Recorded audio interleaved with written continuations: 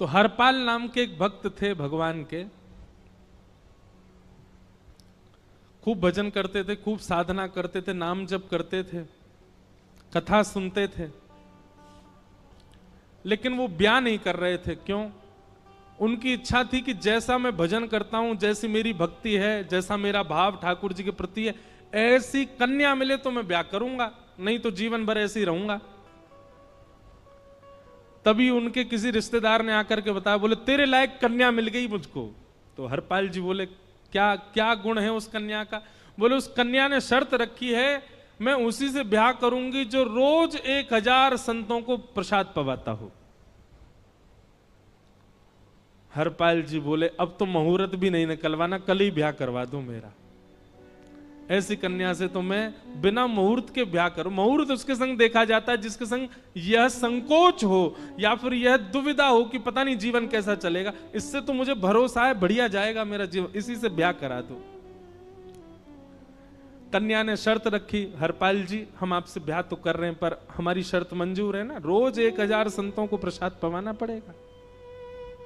बोला मैं निश्चित करूंगा, आप ब्याह कर लो। और ब्याह हो गया। हरपाल जी रोज 1000 महात्माओं को प्रसाद पवाते। अब देखो, अगर कोई संकल्प ले ले कि मैं 1000 महात्माओं को प्रसाद पवाऊंगा, अगर 100 महात्मा ज्यादा बढ़ जाएं, 200 महात्मा ज्यादा, उनको मना करेगा क्या? वो तो फिर अपराध बनेगा उससे। प्रसाद पवाने का संकल्प लिया तो जितने आए सबको बैठाने की जिम्मेवारी उसकी। ऐसी कथा में भी होता है, कथा में जितने लोग आए सबका स्वागत होना चाहिए, सबके लिए स्थान पर्याप्त होना चाहिए। कई जगह प्राइवेट कथा करा, हम तो मना कर देते, मत कराओ भैया, आपको अपराध लगेगा। क्यों? वैष्णव को पता चला कि कथा हो रही, वो सुनने आ गया, जगह नहीं मिली या फिर वो बैठ नहीं पाया, तो खाली रहे भले ही स्थान, पर फिर भी स्थान बड़ा रखो ताकि कोई भी आए तो कोई रहे ना कथा से, नहीं तो कथा कराने वाले को अपराध लगता है।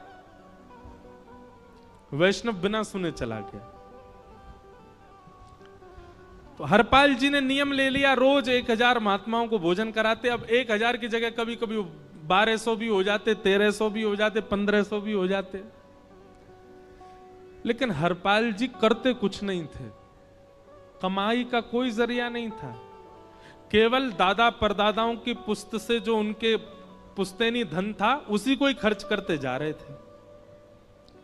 1 साल तक बढ़िया चला, 1.5 साल बढ़िया चला, लेकिन 1.5 साल बाद धीरे धीरे धन खत्म होने लगा। जैसे ही धन खत्म होने लगा, हरपाल जी बड़ी चिंता में आ गए, क्या करें। पत्नी को नहीं बताते थे। क्यों? बोले इससे तो शर्त लगी, इसको क्यों बताऊं अपना दुख, इससे तो शर्त मेरी यही शर्त थी कि रोज 1000 संतों को भोजन कराना। तो हरपाल जी ने बाहर जाते और दुकानदारों के यहां से जाकर के कर्जा लेने लगे। वो पुराने संपन्न थे तो किसी ने कर्जा देने से मना भी नहीं किया, सब देने लगे, बोले ले जा। इतना कर्जा कर लिया, 6-7 महीने तक कर्जे में भी उनके संत सेवा बंद नहीं हुई। 6-7 महीने बाद मांगने वालों ने मांगना शुरू किया, बोले हमारा दो, हमारा दो, हमारा दो। किसी का नहीं दे पाए तो पूरे नगर में ये हो गया कि भैया हरपाल जी अब पहले जैसी स्थिति में नहीं है, कर्जा इनको देना बंद करो, ये देते ही नहीं है पैसा लौटा करके। सब बिगड़ने लगा, धन नष्ट हो गया, इज्जत चली गई, लेकिन उनकी संत सेवा नहीं रुकी, रोज संत सेवा करते। एक दिन मन में विचार करने लगे, अब क्या करूं, अब तो मुझे कोई कर्जा भी नहीं देता, गहने भी सारे बिक गए, धन भी सारा खत्म हो गया। तो हरपाल जी ने मन बनाया कि मैं चोरी करूंगा, और चोरी करके ठाकुर जी, आप लोग मत करना ऐसा, चोरी करूंगा। हरपाल जी चोरी करने जाने लगे, लेकिन हरपाल जी का नियम था कि वो किसी के धन की चोरी नहीं करते थे। संपन्न लोगों के घर में जाते थे और उनकी रसोई घर की सामग्री चुरा लाते थे, चीनी, दाल, आटा, चावल, मूंग, नमक, मिर्च, ताकि भंडारा हो जाए सवेरे। इस प्रकार महाराज चोरी होने लगी। एक घर की हुई, दो घर, अब तो हल्ला होने लगा। बोले कि घरों की सामान राशन चोरी हो जाता है। वो बड़ा विचित्र चोर है, धन नहीं चुराता है, राशन चुरा के भागता है। ऐसी चोरी होने लगी महाराज। अब तो लोगों ने अपने अपने घरों में पहरेदारी शुरू कर दी कि चोरी ना हो। तो हरपाल जी को और दिक्कत होने लगी, क्या करें, कैसे करें।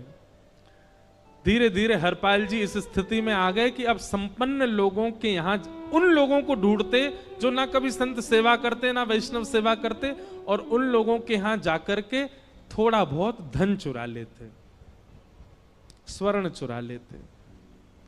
करना कुछ नहीं, अपना घर नहीं बनाते थे, बसाते थे, संत सेवा करते थे।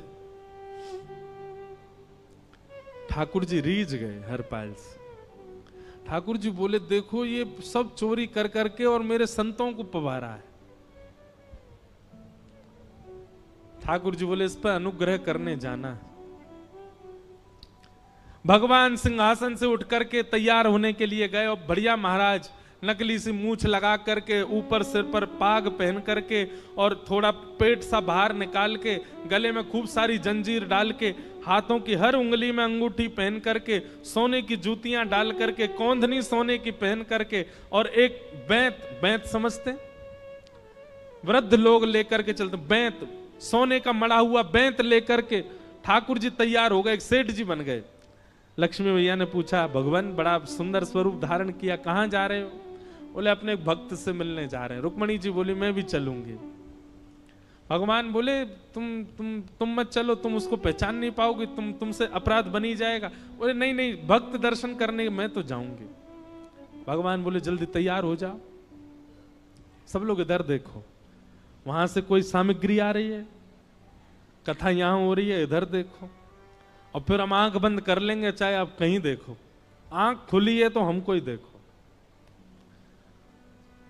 रुक्मणी जी एक सेठानी बन गई, ठाकुर जी सेठ जी बन गए, और दोनों ने मन में विचार किया कि हरपाल जी को दर्शन देना है। और यहां हरपाल जी की स्थिति क्या थी? अब संत सेवा के लिए कहीं से भी धन नहीं मिल रहा था। तो हरपाल जी एक मार्ग पर जाकर के बैठ गए और सोचने लगे, कोई धनवान यहां से निकलेगा तो उसको लूट लूंगा,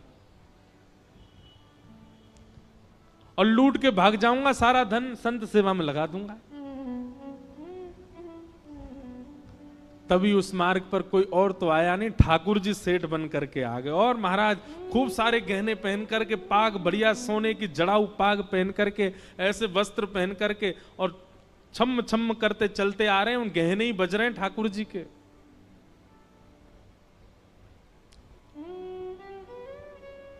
हरपाल जी ने जैसे ही नेत्र खोल करके देखा, ठाकुर जी के रूप यौवन और सबरी उनके श्रृंगार को देख करके हरपाल जी बोले, ये तो 1 आध साल के भंडारे की व्यवस्था आ रही है सामने से। इतने में ही सेठानी जी, रुक्मणी जी भी आई। उनको ओहो, ये तो कम से कम 5-10 साल की व्यवस्था आ रही है। अगर ये दोनों लूट लिए जाएं तो 10 साल चोरी नहीं करनी पड़ेगी। देखो कितना धन संपन्न। हरपाल जी के बगल में जैसे ही ठाकुर जी पहुंचे, हरपाल जी बोले, भैया जय श्री कृष्ण, प्रणाम। ठाकुर जी तो नाराज हो गए, क्या भगवान का नाम बोलता है सुबह सुबह? तुम सब लोग बड़े पाखंडी हो, ढोंगी हो, और हमने सुना इस गांव में एक रहता है, वो चोरी डकैती करता है, और फिर कहते हैं संत सेवा करता है। ऐसी काय बात की चोरी भैया? करता तो चोरी है, भली उससे भली संत सेवा करता हो। नाम उसका हरपाल है, हम सब जानते हैं। भगवान का नाम मत लो हमारे सामने। हरपाल जी समझ गए, वो तो बिल्कुल भगवत विमुख है, इसकी तो एक अंगूठी भी नहीं छोड़नी मुझको, इसका तो सब लेके जाऊंगा। अगर ये बदले में जय श्री कृष्णा बोलता तो एक आध गहना छोड़ देता इसका में, पर ये तो इतना बिखर रहा है भगवान का नाम सुन के, इसका कुछ नहीं छोड़ूंगा, सब ले जाऊंगा।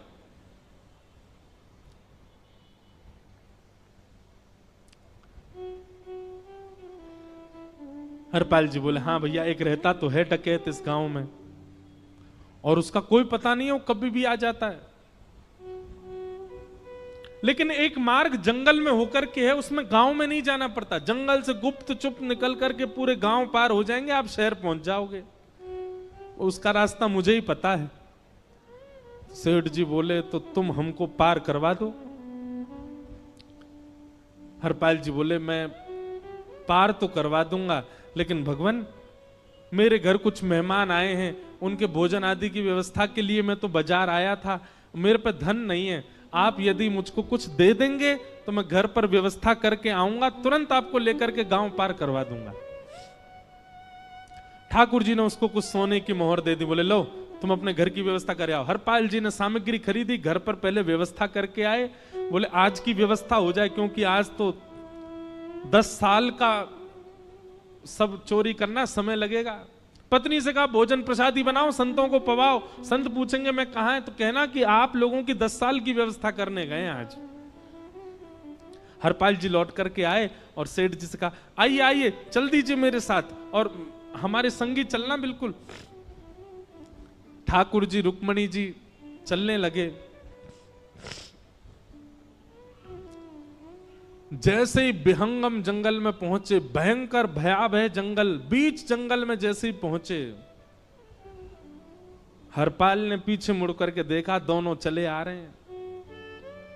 तुरंत महाराज वो तो अपने रूप में आ गया, शेर की तरह गर्जना करने लगा, अपनी लाठी धर दी सामने और अपने सिर का स्वाफा निकाल करके सामने बिछा दिया।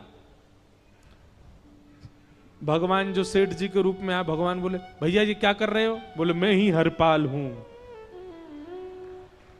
सारे सामग्री निकालो, डाल दो यहां पे, एक चीज भी मत छोड़ना, नहीं तो तुम जानते नहीं हो तुम्हारा क्या करूंगा। ठाकुर जी तो थर थर कांपने लगे। रुक्मणी जी बोली देखो कैसा नाटक कर रहे हैं। रावण के आगे नहीं डरे थे, कुंभकर्ण के आगे नहीं डरे, हिरण्यकश्यप के आगे नहीं डरे, और वो हरपाल के आगे ऐसे कांप रहे हैं। भगवान तो मन की सब समझ जाते हैं, कौन ही मारने, वो तुम भी कांपो क्यों? बोले भक्त है भैया, ये हमारो भक्त है। अनुब्रजाम में हम नित्यम पूये ये तन्य रेणु भी, इसने हमारे लिए सब गवा दिया, हमारे वैष्णव संतों के लिए सब लुटा दिया, इसके आगे भयभीत होने में कोई लज्जा नहीं। लक्ष्मी नारायण दोनों कांप रहे और हरपाल कह रहा सब निकालो। ए सेठानी जी कान के कुंडल उतारो। कान कुंडल उतार दिए, नाक की नथनी उतार दी, सब उतार के धर दिए, हाथों के सब कड़ूला आदि भी धर दिए। भगवान ने भी अपने सब उतार। बोले बैंत कहां लेके जा रहे, उसको भी धर दो। बोले अरे भैया बुढ़ापे की लाठी, हम गिर जाएंगे। बोले कुछ नहीं गिरोगे, धर दो इसको। जीवन में कभी राम ना, जय श्री कृष्ण बोलने पे चिल्ला रहे थे मुझ पे, रखो इसको यहां पे, सारा धर दिया। बोले बहुत बढ़िया हो गया, अब 10 साल की व्यवस्था हो गई। इतने में भगवान की कनिष्ठ उंगली में एक अंगूठी थी। हरपाल बोला ये कहां बचा के ले जा रहे हो, उसको दो। बोले अरे भैया ये तो बहुत बचपन की हमारी अंगूठी है और ये आज तक हमारी निकली ही नहीं है और ये निकल ही नहीं पाएगी, इसको बाहर हम निकाल ही नहीं सकते, इसको तो रहने दो हमारे पास। बोले तुम क्या जानो, इस अंगूठी से कम 1 हफ्ता संत भोजन होगा और तुम पे तो दया करनी नहीं है। चिल्लाए थे मुझ पे जय श्री कृष्ण बोलने पर, निकालो इसको। भगवान खूब प्रयास करें, वो नहीं निकले तो हरपाल जी ने उंगली पकड़ी। बोले इसको काट देता हूं मैं, तुम्हारे पास उंगली रहने का कोई काम नहीं है, तुम उंगली से करते ही क्या हो। और महाराज जैसे ही उंगली पकड़ करके काटने का मन किया, वो काटने ही वाले थे, इतने में ही द्वारिकाधीश भगवान शंख चक्र गदा पद्म धारण करके प्रकट हो गए सामने। रुक्मणी जी महालक्ष्मी के रूप में प्रकट हो गई और दोनों ने अपने अंक में हरपाल को भर लिया। हरपाल जी समझ नहीं पा रहे ये क्या हुआ, दूर हटे। बोले नाथ, बोले हम साक्षात द्वारिकाधीश, ये साक्षात रुक्मणी तुम्हारी भक्ति से प्रसन्न होकर तुमको दर्शन देने आए हैं। हरपाल जी घुटने के बल बैठ गए, रोने लगे, सर रख दिया चरणों में, पटकने लगे। बोले नाथ, मैंने अपने नाथ को लूटा, आज मैंने अपने स्वामी के साथ डकैती कर रहा था, मैं अपने स्वामी की उंगली काटने पर मजबूर हो गया था, इसका मतलब तो मैं पापी हूं। मेरा पाप इतना प्रचंड हो गया कि मैं आपके रूप को नहीं पहचान पाया। भगवान ने हृदय से लगा, नहीं हरिपाल, तुमने कभी अपने लिए प्रयोग थोड़ी किया। तुम्हारी पत्नी भूखे सो जाते हो, लेकिन संतों को भूखा नहीं जाने देते।